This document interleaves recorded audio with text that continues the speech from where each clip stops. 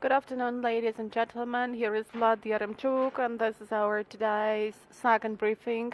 Dear journalists, thank you for coming, for helping us to fight for the truth. Our today's second briefing is going to be dedicated to the Ukrainian borders, and we will have Andriy Demchenko, Press Secretary of the State Border Guard Service of Ukraine, online. Andriy, good afternoon. Good afternoon. We would like to start with the following question. We know so far that Ukrainian borders are being restored. So can you tell us about this process of restoration of the border control? Well, yes, in some regions, in particular in Kyiv, Chernihiv, Sumy regions, we have launched the process of restoration of the border control. We didn't have this control because these territories were occupied, and some of those areas are at some distance from the border. But in these three regions, we already have the Ukrainian flag. They are under the Ukrainian control, and our armed forces are still working together with us in order to examine the areas close to the borders for our military men and for our border guard squads to come as close to the state borderline as possible. In some directions, in particular where we have the roads that have already been examined, we directly approach the borderline, and we have been monitoring the situation there. But the work is going on, and of course there is the danger that the threat that these areas are undermining, and some tank shells have been found there by our squads. And of course we cannot put our people at threat. I mean here both the military men from the border guard and from the armed forces of Ukraine. That's why we still have this work of restoration of the border control going on. Thank you. And what is there on that side of the border, on the Belarus side and on the Russian side of the border?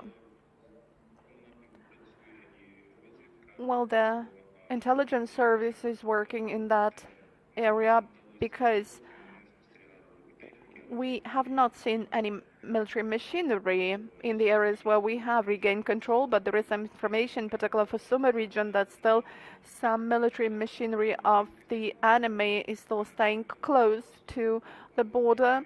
And besides that, there are some fortification works being performed close to the border on that side, and of course it also poses a threat for the border guard service officers if they start patrolling the border the way they used to. Of course, we are going to prevent this, and we are trying to create the conditions necessary for our control over the border, but for us to also be sure of the security in those areas. Our border guard service officers were the first to be hit in this war.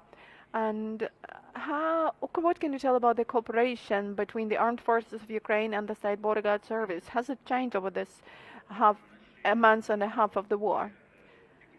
Well, our squads and the military men who were forced to dislocate further from the borderline because of the movement of large convoys of military machinery, and because of the shelling and firing of border guard squads in their places of service at the checkpoints. And in fact, the border guard officers became a part of the armed forces, and our squads were included into the armed forces. They are under the operational control of the armed forces, and they are fighting side by side with other representatives of the armed forces of Ukraine, the National Guard of Ukraine. Let me mention that many a time they also dealt with the attacks of the enemy's infantry, worked with sabotage and reconnaissance groups, destroyed the military machinery. Besides that, we have operators of drones who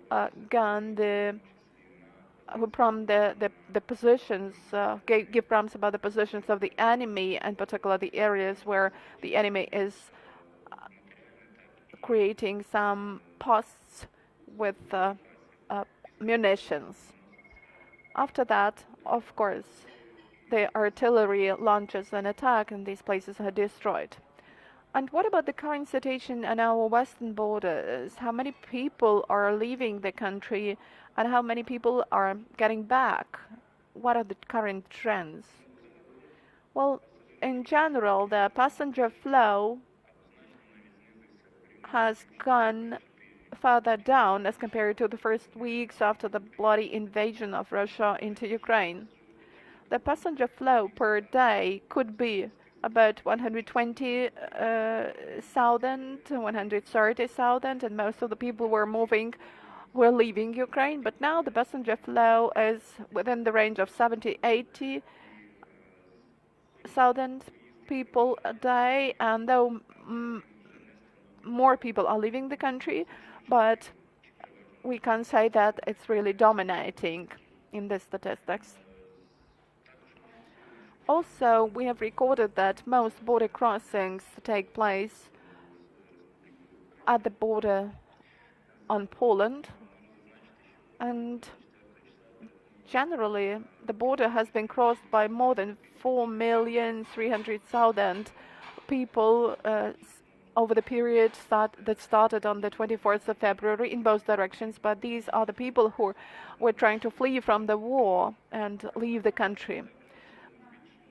Recently, there has increased the number of people who are going back home, and on the first days it was about 15,000 people who came back to Ukraine, and now this figure is about 25,000-30,000 people a day.